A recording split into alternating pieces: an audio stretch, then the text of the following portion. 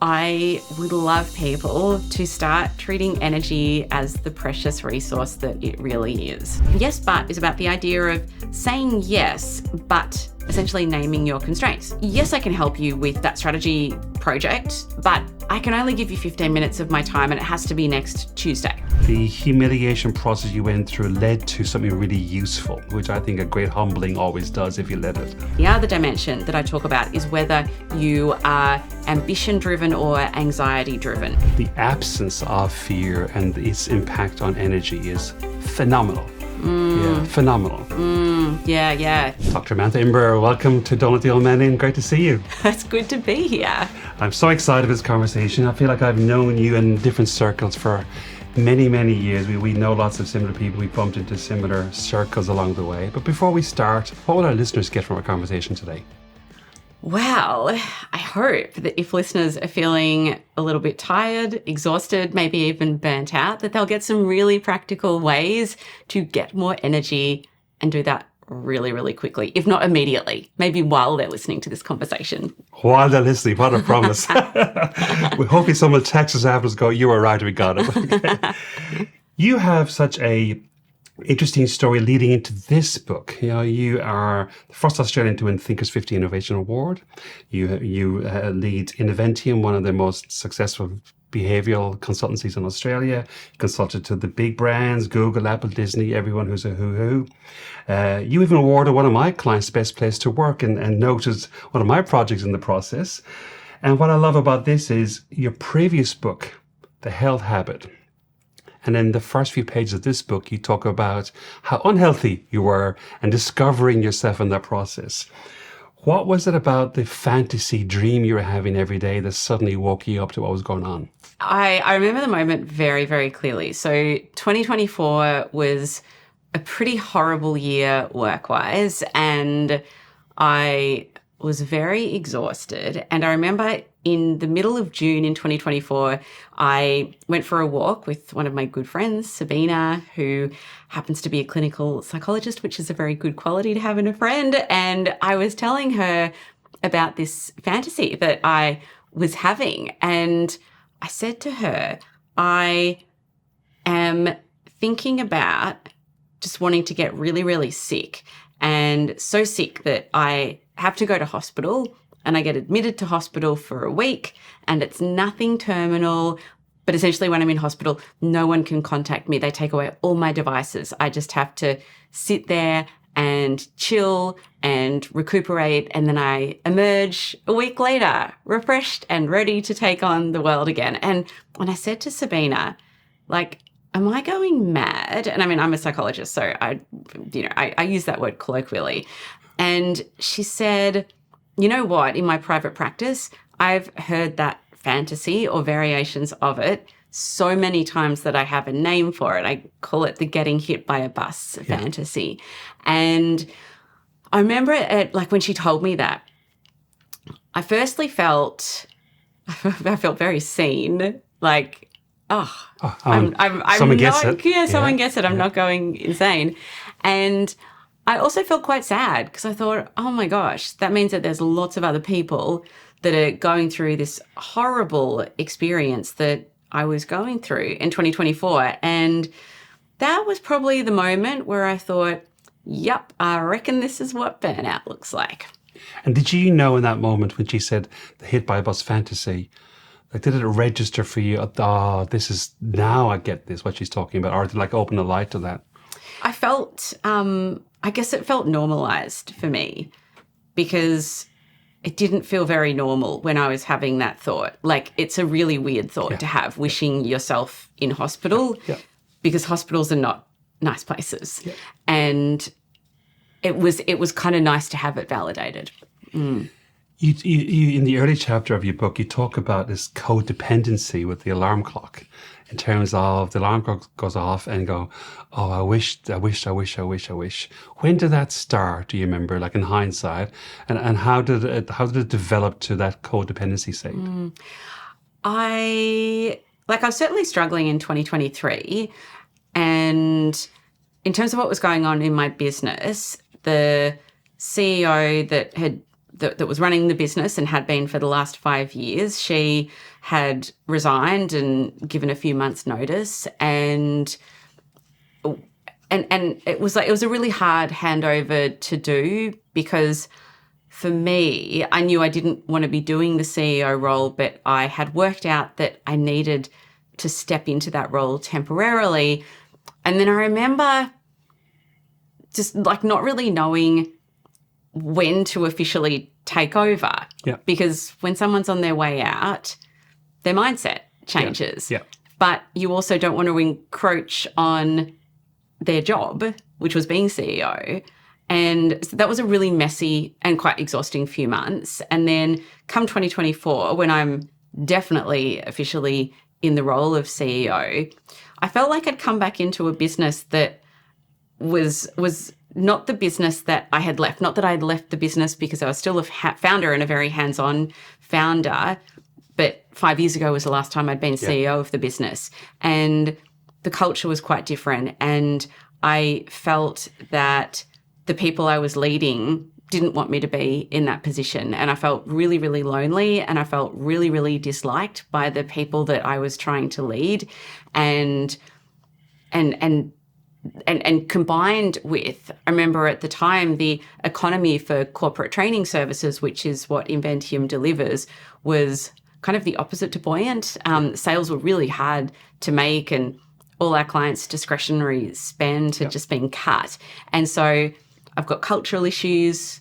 I've got a team that I feel like really dislike me, and I've got a lot of pressure to make sales, because at the time I stepped back into the CEO role, the business was losing money, and we hadn't lost money in 17 years. We'd been profitable all that time. And so for me as a business owner, that was a really high stress situation to be in. So it was kind of this perfect storm where I just thought, well, I'm just going to have to work really, really hard. And the harder I worked, the more exhausted and also ineffective I got in, the hours that I was working.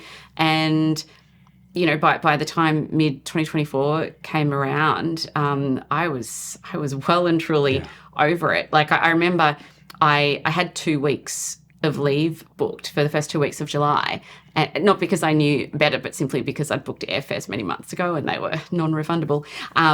And I remember, like, in the 2 weeks leading up to that 2 weeks of leave, every morning I would wake up, the alarm would go, I'd hit the snooze button, and I would have what was generally about a half an hour argument in my head of, could I call in sick today? How bad would that look? The CEO calling in sick when they're about to go on 2 weeks of leave, does that look really bad? Would people think I'm lying? Would they tell him blah, blah, blah, blah, blah? And so this was essentially the argument every single morning. And were you catching yourself in the argument, or was it just too loud for you just to be aware of what was really going on? I think I was catching myself, but I also knew I was just so unhappy at work. I was so unhappy. Like, everything else in life was amazing, but work was just so bad that it was the thing that led to the burnout. And when you're in any kind of consultancy where you are at least co-responsible for revenue generation, you have a huge amount of responsibility on your shoulders. Like, I've been there, I understand exactly what you're talking about. Yeah. And there's no one else to delegate that to. Particularly when your name and the consultancy are so linked to each other for such a long time. Just for folks who don't know, why did you step away from the CEO role originally? I stepped away originally because I wanted to spend more time doing the things that I love, which are writing books, doing keynote speaking, research, article writing, essentially all the, and podcasting as well. Like, I feel like all these creative pursuits that were kind of pursuits on the side as opposed to the main thing. And I thought, well, if I can put a CEO in place, then that can become the main thing. Yeah. And I felt also that by doing those activities, I'm going to be more valuable to the business because it's spreading the word, and kind of promoting the thinking of the business. And that's why I stepped away from it. And funnily enough, The Energy Game is the first book I've written in a long time where I was also back in the CEO role, running the business in 2025 and writing a book as well, which is a lot. We'll talk about endurance in a second, I'm sure.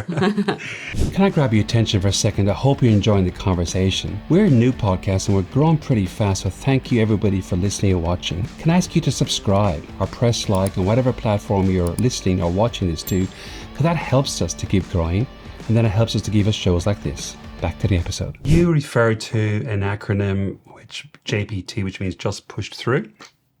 When I read your book yesterday, thank you for sending it to me, it struck me as a few things. First of all, it struck me as a nice way of saying endurant. And it struck me as going, most men, and this is the audience for our podcast, will recognize that. And particularly anyone who's in any kind of business leader type role, the notion of just pushing through is almost part of the identity. In some places, it's lauded and rewarded. Where did it come from for you? Was a role model somewhere else, or did you just have to just do it? Or for me, it was about survival. I didn't think that my business would survive if I didn't just keep pushing through. And I mean, Inventium has been and maybe still is quite well known for doing the 4-day week. So we were the first company in Australia to adopt the 4-day week, where we pay staff a full-time salary, but we call it gift of the fifth, where basically if you can do your role in 4 normal length days, then you get the gift of time on Friday. Yep. You still get your full-time salary. And so we were, a well-known 4-day week company.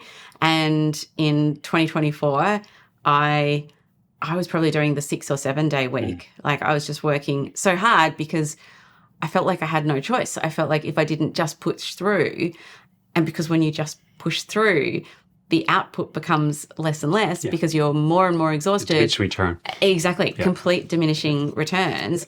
And it just kind of stopped working, even though I was doing like a 7-day work week. And that's always the problem, isn't it? And is with just pushing through is there is a certain amount of time you can, but then there's a very subtle moment when it no longer works and it just gets less and less and less. You just don't know that at the time. Mm-hmm. It's going, hold on, I'm still looking at the same email that I was looking at an hour ago. I'm still here.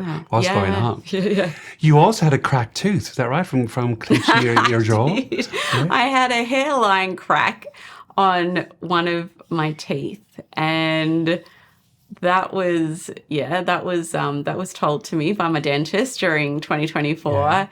And I just thought, oh, shit. I need to make a change. I need to make a change. I'm also very phobic of getting injections in my mouth. And so I'm quite motivated around dental hygiene. So I couldn't believe I had a hairline crack. Yeah. That's quite common, isn't it, for folks who are carrying a lot of overwhelm? Yes.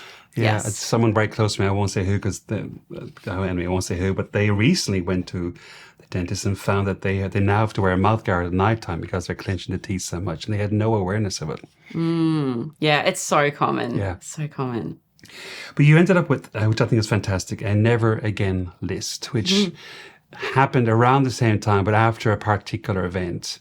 You were speaking at an event. It didn't go as well as you wanted, or it went badly, or it was a disaster, whichever variation of that. First of all, just tell us about the event. But more importantly, when I read about it, the humiliation process you went through led to something really useful, which I think a great humbling always does if you let it. Yeah. So this was one of the worst nights of my life in terms of work life. So I was speaking at a big event in Sydney. It was a big awards night, 600 people. It was this big floating venue, like in Darling Harbour. And it was a really long room, and the stage was right in the middle, which, if you do any kind of keynote speaking, you'll know is a terrible room because it's really hard to reach everyone when it's a long room. And I was due to give a 20-minute keynote, possibly on innovation, I think, from memory. And the acoustics in the room were terrible. And when I got up on stage, it literally felt like everyone was just talking in their conversations, and it felt like not a single person was listening. And literally all I could hear was all the chatter of the venue. I could barely even hear myself speak. And I was being projected out, through a microphone and speakers, but I could barely hear myself. And literally every minute of that speech, I was just wishing for it to be over. And I remember I got off stage, and I remember Adam Spencer was emceeing the event, and I'd worked with him a few times, and I said, "Oh my gosh, Adam, that was the single worst speaking experience of my life. I felt like no one was actually listening. Everyone was just like chatting away, and I could have been doing anything on stage." And he was very reassuring. He said, "Look, the acoustics are terrible in this room. Yes, some people were talking. The majority were listening, but the acoustics are absolutely fucked. And so it did feel that way, but don't worry. Some people did listen." Thank you, Adam. Thank you, Adam. And then I walked away from that event. And I mean, Adam's words didn't actually do a lot, because I just felt so gutted and so humiliated. And I said to myself, never again am I going to do a keynote speech at a dinner event. My content is not suited to people who are drunk and just wondering what's for dessert.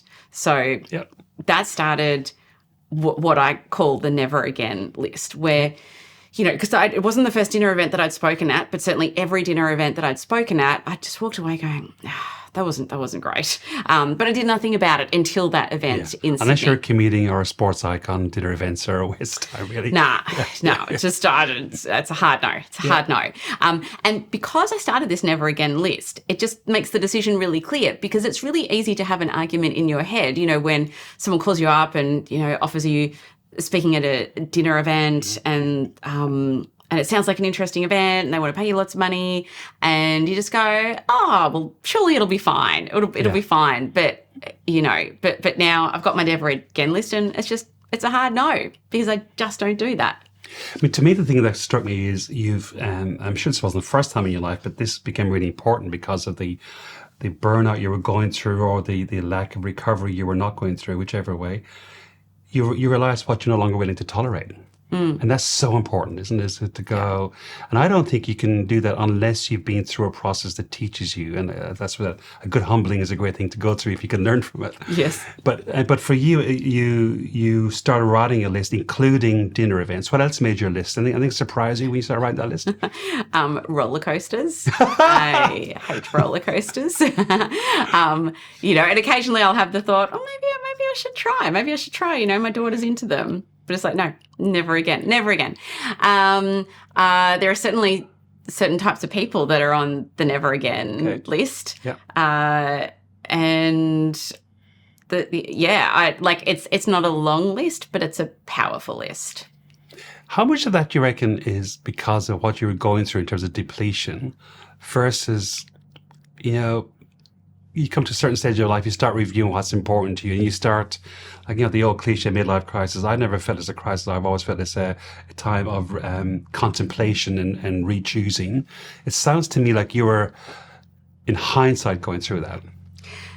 I would say that's definitely true. And I mean, certainly in the Energy Game book, I dedicate a large part of the book to what I call protect strategies, which is all about being really clear on your boundaries and protecting your energy from leaking out in the first place. And I think, that's one of the things that I've become so much more aware of in my 40s is it's like, it's so easy to say yes to things, but that yes can very easily become a very big drain on your energy.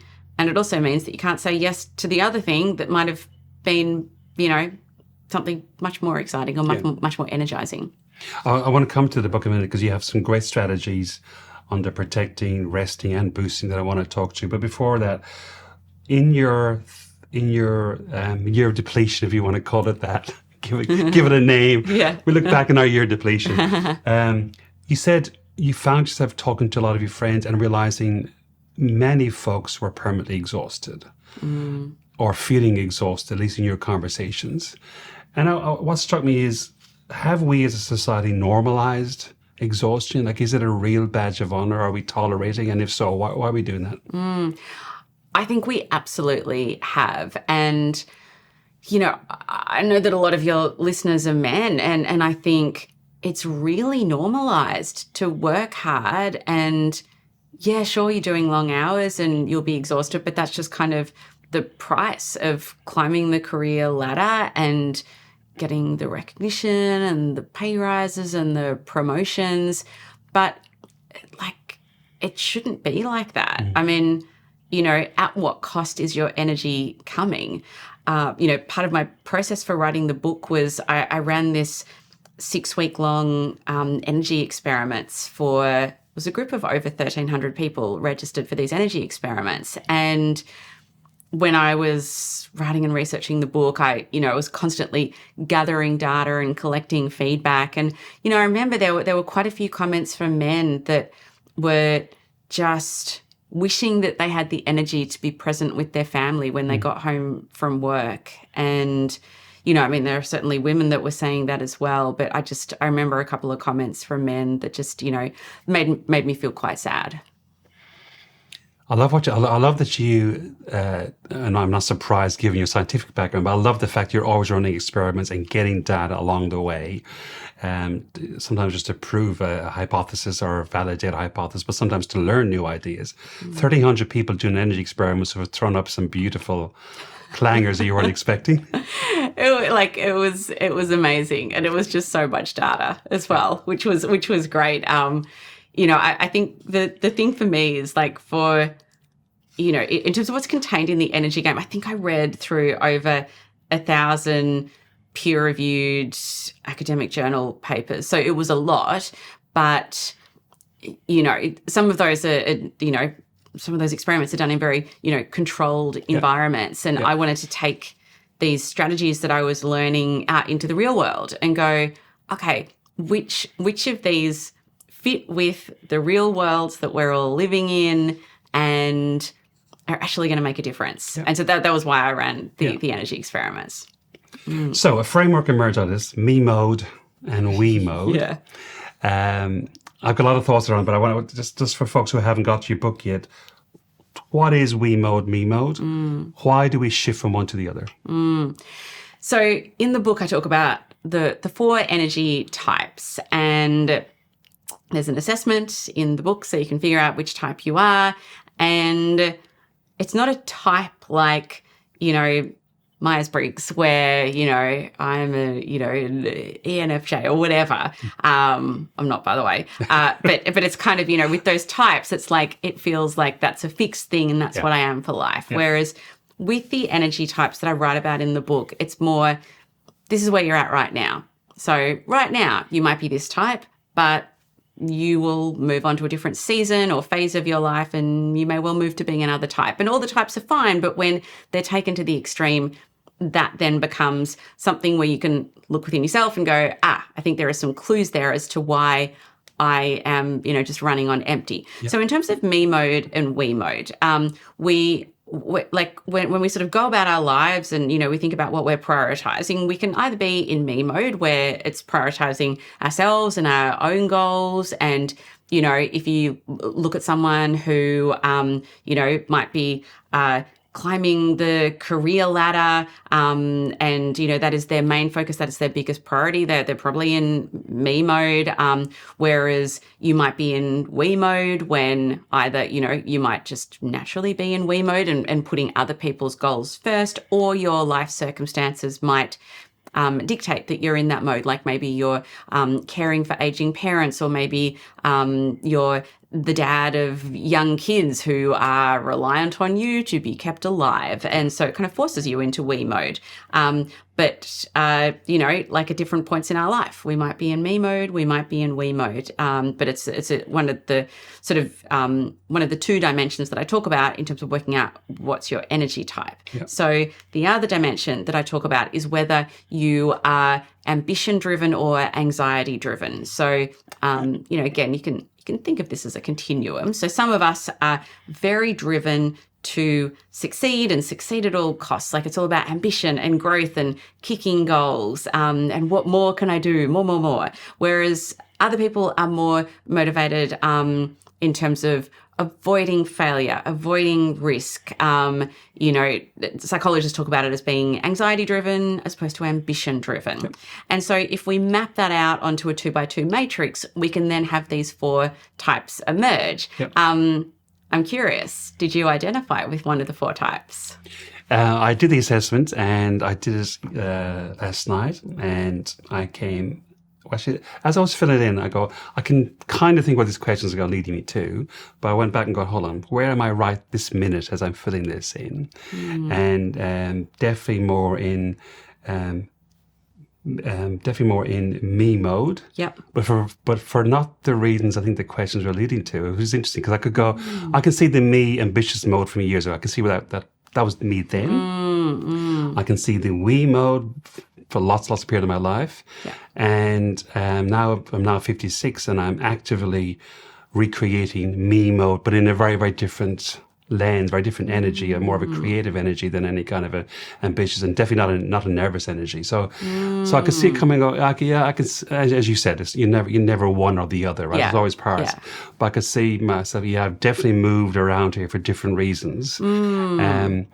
The biggest thing that struck me was that in hindsight, I could see where the anxious modes were kicking in my life. And now that those experiences are no longer here, the absence of fear and its impact on energy is phenomenal. Yeah, phenomenal.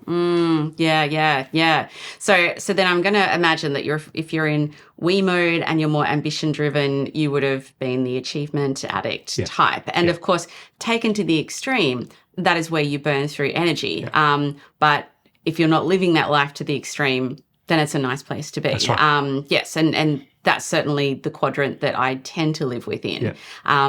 And then, we can talk about the other 3 types, or we can move on. But essentially, the book helps you work out which of those types are you and what are the clues there in terms of what might be draining your energy. The thing that's struck me the most around it is just listening, knowing who our audience are, who a lot of our previous episodes are, the identity shift around I am the protector or the achiever or the provider, or my status is linked to this particular career and therefore pace of life. And either I'm no longer interested or I haven't got the energy for, or whatever reason, but my identity is still there. How that holds us down. And what I got from your book was, if you listen to your body from an energy point of view, you get a lot of clues that this is no longer serving me, whatever this is. You may not know what the next version is, but at least you know this is no longer serving you. Yes. Yep, definitely. Yeah. Yes. It's important to recognize. As you lived through, right? While you were writing your book. Exactly. So what I love of what you've done is you not only... Like when I first read it, when I first started reading it, I thought, you've brought together a whole range of ideas, but it's more than just that.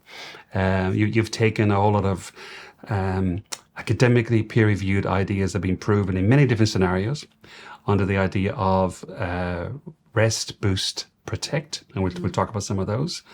But then you've played this whole game alongside it as well. So first of all, let's just go through what boost, rest, and protect means. Yeah. I got a few of them that really jumped out at me, and then let's talk about how you've gamified them and why that's an interesting way to do it. Yeah. So when I was putting together this book, I read so much research, and when you're writing a book, and a book like this is typically, I'm contracted to write 60 to 70,000 words, and you kind of research all these ideas.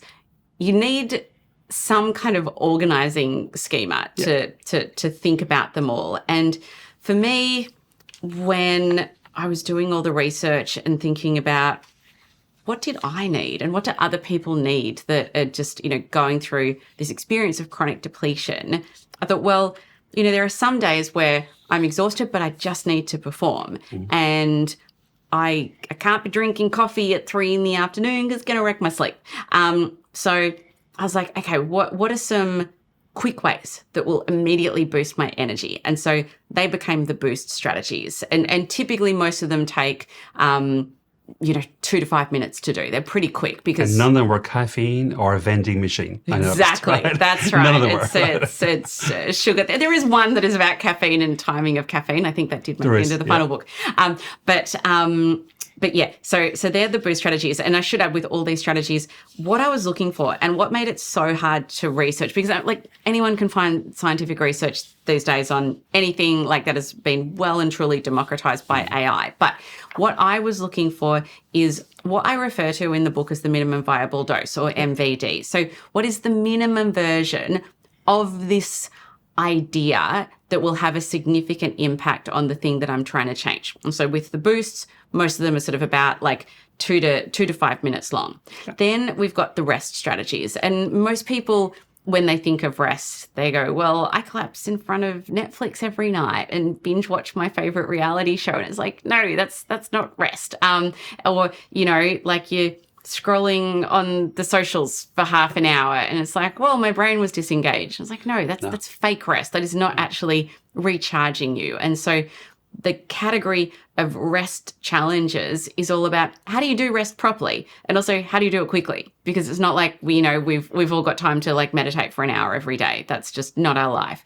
And then the final category are protect strategies, because like it's all well and good to have more energy and recharge, but if that energy is just keeping on leaking out of you, then you're just going to be back to where you started. So protecting, the protect strategies are about how do you protect your energy from leaking out in the first place?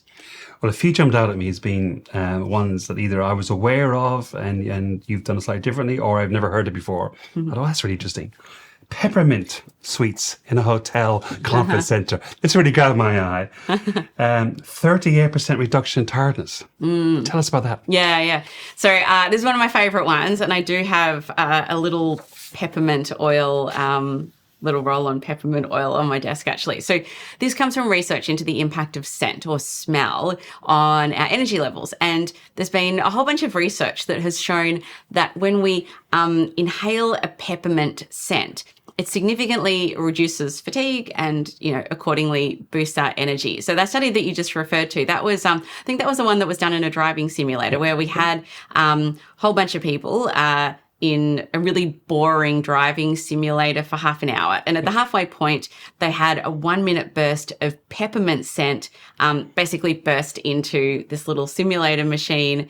And then that they were measured on what happened in terms of like their fatigue, their brain waves for the next 15 minutes. And the group that had the peppermint scent were significantly less fatigued. And for the other group that had no scent, their fatigue increased, I think it was by about 78%. Their increase in the peppermint reduced. Yeah, exactly. So it was a really big effect size.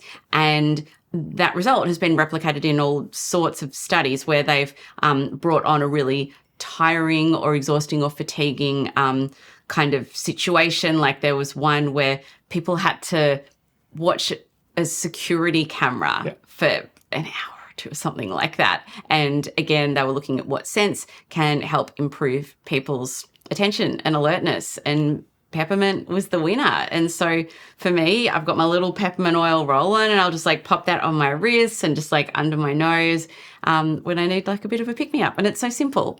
I worked once with this major elevator company, it's a global brand, and they had specialized as part of the setting process that in large high-end supermarkets, they would infuse different scents at different floors to get you over the bakery floor versus the shoe floor versus the leather floor, whatever.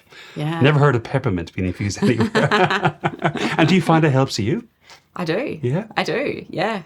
So that's a simple one. Yeah. Another one that you talk was 3 good things. Now, I've been exec coaching for 25 years, and gratitude is the most common practice I prescribe, if you want to use that word. You've got a lovely variation of it, which is the 3 good things that happened today, and I was part of, or I contributed in some way. Yes, exactly. So 3 good things it's quite a well-researched intervention, and I feel like I don't need someone to tell me to like do another bloody gratitude list. But what I liked about 3 good things is that it's a twist on gratitude lists. So it asks you, and this is, what they've researched in the different interventions, is to think about what are 3 good things that happened today. And then importantly, think about what was your role in making that happen, and what was the emotion that you felt that best summed up that particular experience. So it kind of forces you to reflect on, something that you're grateful for in a different way. And by thinking about what was my role in making that happen, it just makes you realize that you are more in control of good things happening in your life than you think. And then when you name a positive emotion, it's another way of just intensifying that experience. How often do you do that, do you think? 3 good things. I will say, with everything in the book, there are 53 strategies in the book. I've tried every single one of them, and there are probably about 7 or 8 that are my go-tos. Yeah. And we can come back to that, when we talk about the game and why I made it a game. But I tried 3 good things, and that was one that didn't stick for me, even though, I liked it at the time. But, it's not a regular one that I'll do. It's one that I'll do occasionally. Yeah. I found, again, going back to the core, gratitude is one of the most powerful emotions to help us overcome almost anything. And I found in my life, I've gone through periods of having a notebook in my bed and I'll do it every night, to then just not doing it at all for a year. And then going, that was useful. Let me come back to this. So Yes. after I read the book last night, I thought, I'm going to come back to the 3 things and play with that. So there's some of your boost ones. In rest, that's a different idea, right? That's literally trying for you to rest well, to recuperate as opposed to not be physical. And the one that jumped out at me was cyclic sighing, which yes. I've heard Andrew Huberman do something similar, same idea. He had a different context, but a very similar thing. Tell us about it. Yeah. So, oh my gosh, I used this hundreds of times in 2024, I will say. So cyclic sighing, I'm quite fascinated by breathing and the power of breathing. And at the same time, I hate anything that feels like meditation. And so this kind of felt like a really good recharge that was really, really quick. And cyclic sighing has been compared to different breathing techniques and also mindfulness meditation, and it came out on top. So cyclic sighing basically involves taking a deep breath in, so fully inhaling your lungs, then taking another quick breath at the top to absolutely fully inflate your lungs, and then doing a slow exhale through your mouth. And then once you've done that loop, repeating that. And in the research I refer to in the book, the participants would do that for 5 minutes a day. They did that for about a month, and it had a huge impact on their well-being. And this is compared to mindfulness meditation and things like box breathing, where, in for 4, hold for 4, out for 4, hold for 4.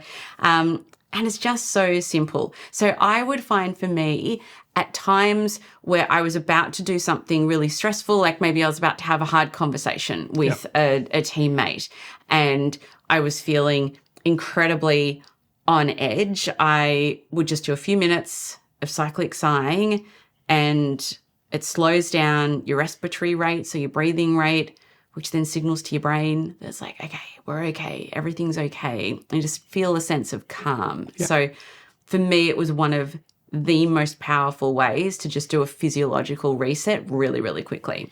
I agree with you completely. I learned it a couple of years ago, and I would suspect I do it once a day ever since. And it's just once a day when I'm at my best, and many times a day when I'm at my worst. Because it just works. Oh, so well. It just works so well and so easily. If you just remember to do it. Yeah. Fantastic. The forest bath. That was fabulous when I read that one. And it's fabulous because I without reading your book, I'd gone out in a walk in the wooded area yesterday. And then when I read you last night, I was going, oh, that explains why I really enjoyed myself today. Tell us about that. Yeah, look, there's so much, there's so much in nature, so many benefits. And there are a few of the strategies, particularly in the rest part of the book, that are to do with nature in some way. Forest bathing it's a practice that's been around for many years, but essentially what it is about is immersing yourself in nature and really taking in nature through all of your senses. So it might be, taking time to actually touch the surface of a tree. Maybe you take your shoes off. Maybe you just sit in amongst a forest or some kind of natural setting, and, obviously take in the sight and the smells and the sounds. essentially, without having to actually wash yourself in a forest, it's kind of like bathing yourself and all your senses in that experience of nature. And while it's more, it's wonderful for those, that maybe live near a rainforest or, some beautiful park, and you can get out like during a busy workday. What researchers have also looked at is, can you simulate that experience of forest bathing simply through screens and through viewing imagery? And to a large extent, you can get a lot of those benefits. And I write about that with a few of the different interventions or challenges in the rest category. If you can't get out into the space, like I write about blue spaces, for example, spaces with water, talk about spaces where, you're getting the experience of awe that generally video or static images will actually bring on the same effects, which is kind of cool. You also said in that particular piece, even those of us who like walking around cities or urban areas, or indeed Westfield shopping centres, I think was what you said, Yes. you just don't get the same effect. Like, it is very much a green and blue coloured, nature-oriented impact. Yes, yeah, absolutely. And there's certainly some research that I talk about in the book that compares all those kinds of settings. So blue settings where you've got water, green settings where you've got trees, urban settings with nature, and with blue spaces versus without. And they've looked at all those different combinations, and certainly where we can get blue or green into the setting that we're around, whether that be in real life or even just in a visual imagery, video or a photo, it's a lot more powerful than just going through, like for a stroll through Bondi Junction, Westfield or Chadston for anyone in Melbourne like me. So that's rest and boost, and then you came to protect. And I actually, for me personally, this is my favorite part, because I think a lot of us can do stuff, and there's a lot of good, albeit simple, doing in the boost category. We often forget to protect, and then we lose, as you said, we lose our energy, or we give it away. Don't realize we're giving it away. And it's one that I'd never read before. It was really cool, by Rachel Bossman from Oxford. The to don't list. Yes. I said properly. So the stuff I won't do. Yeah. And that actually really struck me, going, how helpful is that? Just to be really clear. Oh, it's so good. I love a to don't list. So what this concept is all about, and it came from Rachel Botsman, who I've had her on my How I Work podcast a couple of times, and I remember one of the times when she was on, she was telling me that after COVID hit, something she started doing is really reflecting on what were the things that were really taking energy from her life. So previously, pre-COVID, she kind of sat down and thought about that once a year. But when COVID hit, she actually started a monthly practice where every month she would sit down and she would think about what were the things in the month prior that really de-energized me and, kind of sucked the life out of me. And she'd put some of them on her to-don't list. Basically, this was a list of things that she was not going to do in the following month. So, she had things like, don't check social media after 7 p.m. Don't book meetings for before 11 a.m. Don't see this person, period.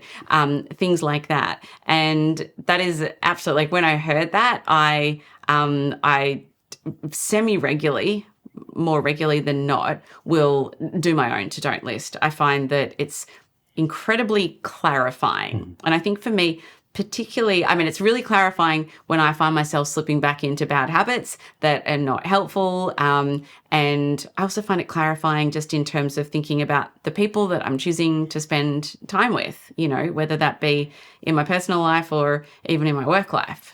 Of all the lists, you said 50 odd strategies, I think you said? 53, I think. 53. You said 7 are your go-tos. Yeah. I pull up the ones that really jumped out at me, but I haven't practiced enough to know which ones are my go-tos. But what are the 7 are your go-tos? Can I just pause this conversation for a second? A lot of our listeners tell me they really love the episode and they get a lot of value from it. They're just not quite sure what to do with it. So what I have done is record a 10-minute episode. It goes out a couple of days later with a couple of key actions that will absolutely work, and the research behind them to tell you why they'll work. All you got to do is execute. Can't be simpler than that. So have a listen to the episode. It comes out a couple of days later, and let us know which ones you're doing and how they're working for you. Back to the conversation. Yeah, my go-tos are certainly the mint hit is a big one. That is one that I use every day. I will often go to one of the cold water strategies. So I am someone that will never in my life do an ice bath. And there's so much research around, the benefits of cold water immersion is what it's referred to in the research. And I wanted to know when I was researching for the energy game, what's the minimum viable dose? And what I found is that either a 30-second cold shower, and it's just at the end of your warm shower, put the cold water on for 30 seconds. So that is absolutely something that I've worked my way up to. And I'll scream, but it is a great energy booster.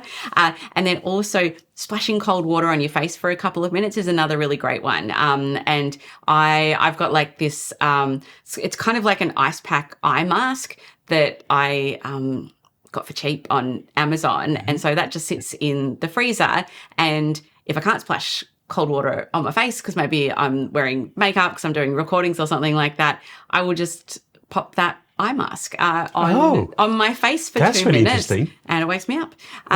So yeah, I use they're definitely strategies that I use quite a lot. What's your theory about the cold water immersion? The reason why I ask you is we had Andrew May on here recently, who's Andrew's afraid of iron. And Andrew was saying, in his view, the cold shower works not because of anything to do with lowering your temperature, but because it forces you to breathe. And it's kind of the cyclic sighing is kicked in. And then as you get used to the water, then you just breathe more deeply and far more consciously in a kind of a psychological attempt to not react to the cold temperature. And that really made sense to me. How about you? Yeah. I think for me, it's definitely activating adrenaline, trying to cope with it, certainly in the shower. But when you have an ice pack over your face, it's activating blood flow to your brain. It's like it's like a jolt of caffeine. Either of those interventions, I find, it's one of the best ways I found to just get an instant hit of energy. So just an ordinary sleep mask, but it's frozen. It's like a sleep mask that's frozen because it's full of ice, and just keep it in the freezer. Okay, I've got to try that one. Yeah. So that's 2 of your top 7. Give me one more. Yep. So I also, in the rest category, I use the silent walk strategy. So the silent walk comes from some research that was done where they brought in a bunch of people and they sent them all off on a 12-minute walk through a park. Half of the group were asked to bring their phones and just look at their phones while they were walking, and the other half had no devices and they just had to walk. And what they found is that the group that didn't have their phone on them, not surprisingly, came back significantly more refreshed, in a better mood. They felt more present. Nothing surprising there, but was interesting is that was only a 12-minute walk. That's like no time at all. And so for me, almost every day, and often multiple times a day, I will just set out for a silent walk, particularly when I feel like I'm in a procrastination loop, when I'm meant to be doing the thing, yet my inbox is kind of sucking me in and I can feel myself not working effectively. And I'm like, I need a state change. I need to get out of my office and I need to just be away from any input into my brain. And I just go on a silent walk. So I use that all the time. Pretty much every day. And another strategy that I use a lot is the yes, but strategy. So this is a protect strategy where I get a lot of requests made on my time. I do say no a lot, and I've certainly got better at saying no a lot, but I don't like saying no. I don't think too many people do like saying no. And so yes, but is about the idea of saying yes, but essentially naming your constraints. So yes, I can help you with that strategy project that you want to pick my brain for, but I can only give you 15 minutes of my time and it has to be next Tuesday. So yes, but with these constraints. And I just think that is such a neat way to phrase a response. Yeah. Do you feel less bad by doing that? I do. I feel less helpful, Although I will say I've also gotten better at saying no. Because what I like about the strategy, the first word is yes, Right, so you are saying yes. That's right. But you're just adding in the unsaid constraint that you'd never said before. Exactly. So Yeah. you feel helpful, you get to sound helpful, you do actually get to help, but within the constraints that you've got. Yeah, fantastic. Well, as you said up front, hopefully the listeners will get some ideas, particularly as you're talking. We've given them at least 15 simple strategies already of 53 that are in the book, The Energy Game. But it's more than a book. You've turned it into a game. Why and how? Well, I know for me, when I was struggling with my energy, I just thought the last thing I wanted was a lecture or another dry self-development book to read. And I thought I need something fun. And also I just treat life as an experiment. As I said, every single strategy in the book I've absolutely tried, and I run experiments all the time in my life. I remember when I started going out with my now husband, and he, and I tell him about the various experiments that I was running. He's like, I'm signing up for a life of experiments, aren't I? And I said, yes, you are. And so I love experiments because, there's no such thing as failure. You're simply learning and you're getting feedback. And I know in my own life, it's like, I can commit to doing anything differently for 7 days. That feels really achievable. And so the energy game is, well, firstly, it's a game because, there's a 4-week plan that I lay out in the book. And rather than having to go, which strategy should I try? It's just go to a random strategy or a random card in the book and just go with that. So it just takes any kind of decision fatigue or cognitive load out of it. Yep. And then it's about running experiments and tracking your energy. And so I can see in front of you here, you've got your energy logbook. And so it's basically taking the reader through a journey to just run a lot of experiments and randomizing the things that you're trying, and then collecting data on yourself to seeing, okay, what patterns are emerging? Which of these experiments have been more effective at changing the variable that you're trying to shift, which is your energy, in one of your 3 accounts, physical, mental, or emotional energy. And by the end of the energy game, you should hopefully have landed on the strategies that are going to work best for you. Certainly I have in my own life, I've got my go-to ones, and I know what to pull out, when I need more energy. You also have an energy vampire tracking list. Yes. It's not just vampires at nighttime, it's vampires at any time, isn't it? Correct. Yes.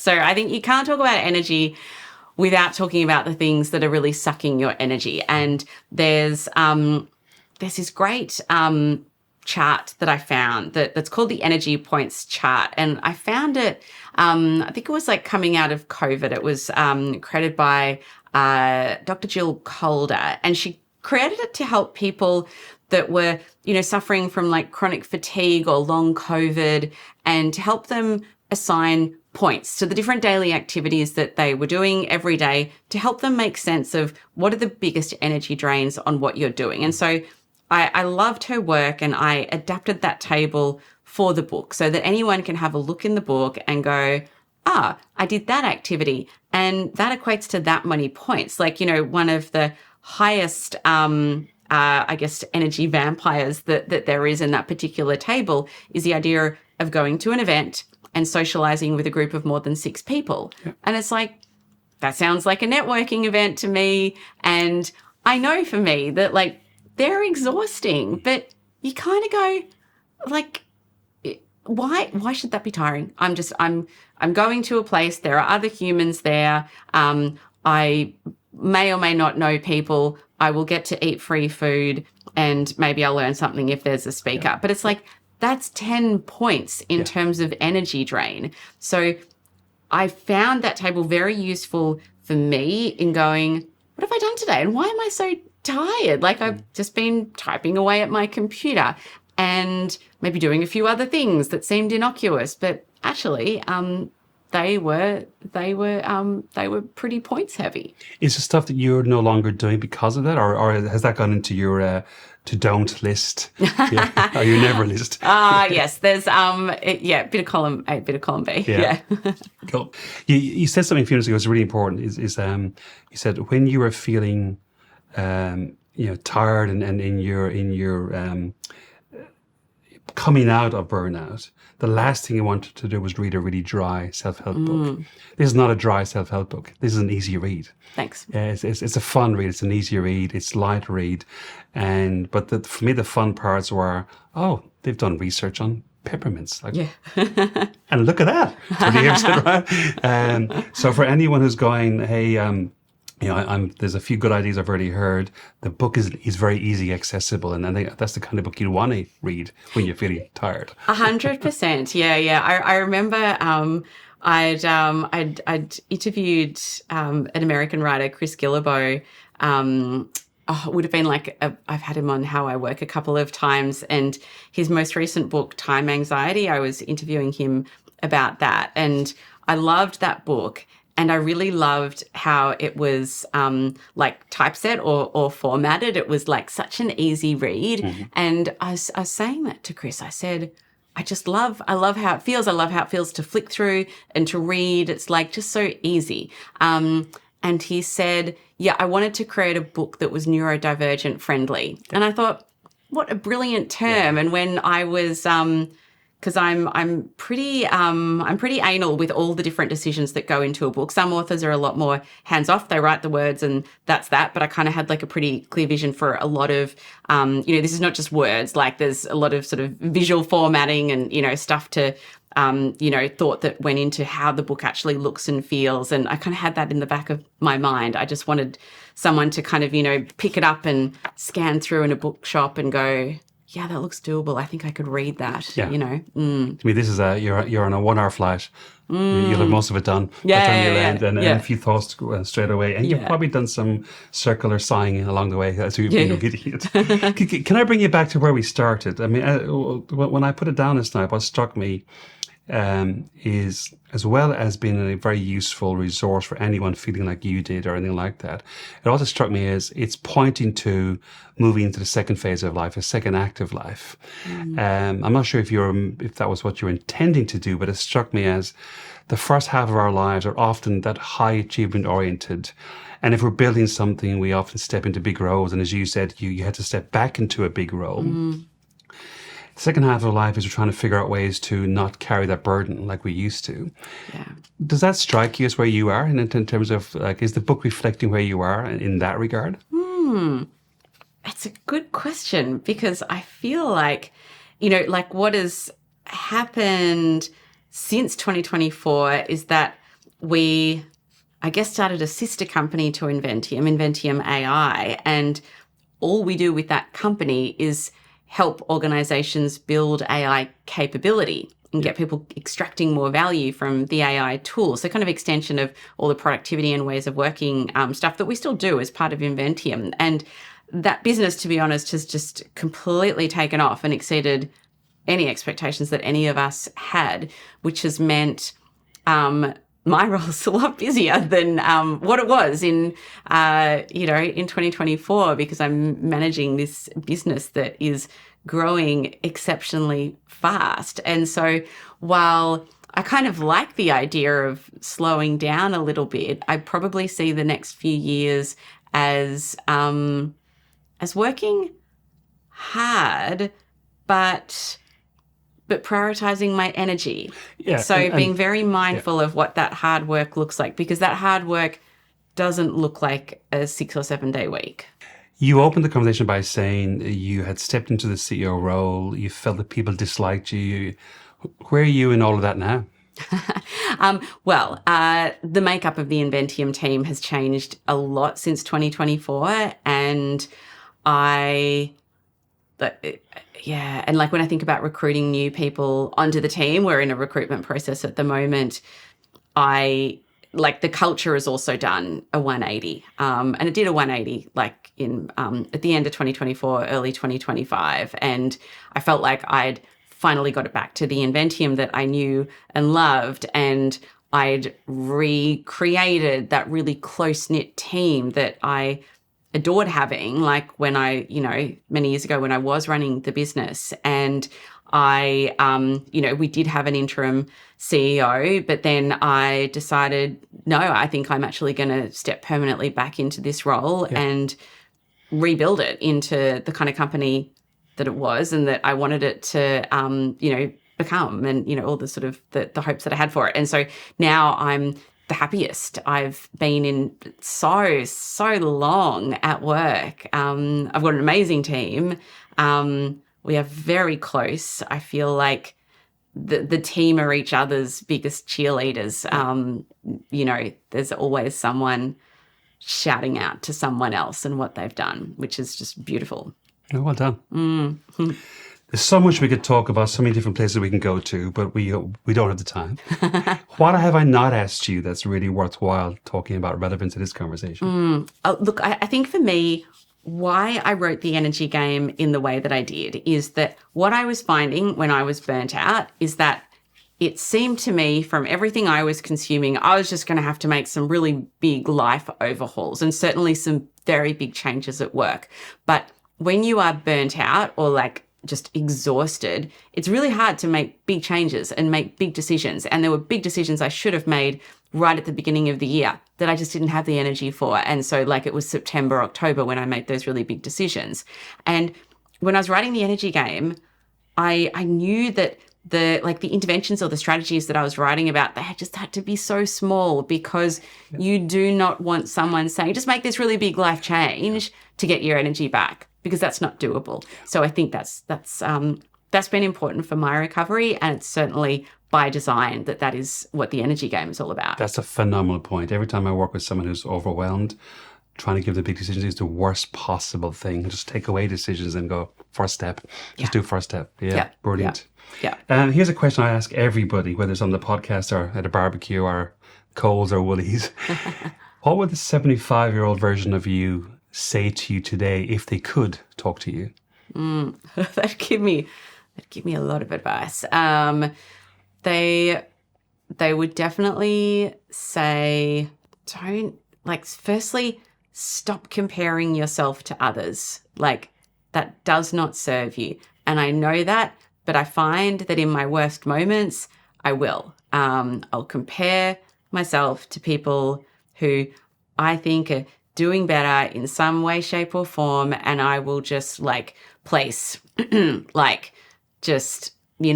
shame and not enoughness on myself in any realm of life, whether that be work or family, parenting. I'm really good at comparing myself to other people and coming out on the bottom. And I would definitely say stop spending so much energy doing that, because that is not helpful.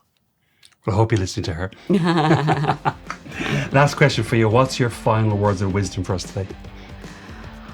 I would love people to start treating energy as the precious resource that it really is. Stop obsessing about time and how you're using time. I've certainly done enough of that in my life. Start obsessing about your energy. This is someone who runs programs on productivity. Yes. Dr. Amantha Imber, fantastic to have you here. Much appreciated. Thank you for joining us. Thank you for having me. Thanks for listening to this podcast. I hope you enjoyed it. Feel free to subscribe or like on any platform that you're watching or listening to. It means a lot to us. And if you have any comments, please drop them into the comment section. Of course, share this episode with your friends. We know they love that. And in the meantime, don't let the old man in.